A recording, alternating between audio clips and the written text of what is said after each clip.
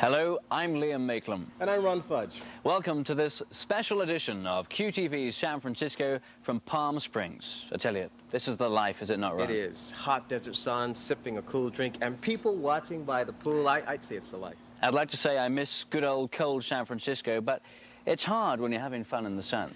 Well, we don't want to give you the impression that it's been all play and no work. We've been here, what, 4 or 5 days? How many? 5 days, and all the days have actually rolled into one, what with us working all day and being up all night. To work, of course. Right, well, nothing else. Regardless, we're here in beautiful Palm Springs, but for a special reason. Yep, we flew into town to bring to you TV coverage of the wild and wonderful White Party, a gathering of tens, thousands of gay men who get together to celebrate this fantastic event. You know, Liam, just 1 week before all the boys roll into town, there are tens of thousands of lesbians who are here in Palm Springs to enjoy the wonderful Dinah Shore weekend. And if you're sitting at home thinking, I missed out on all this, well, don't, because we're going to bring that coverage to you in the front room of your own home. Come with us as we give you that free ticket to ride and party with us. But we're going to make you work for us for that free ticket. We're going to just tease you now with a few highlights of what's to come in this next hour.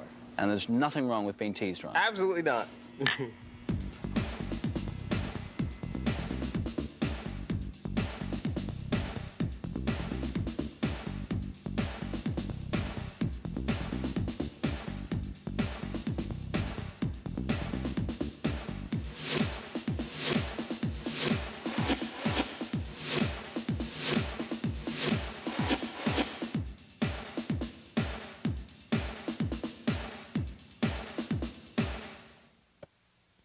Oh, good Lord. Never before have I seen so many gorgeous guys in one place like the White Party. It was all about being absolutely fabulous, sweetie.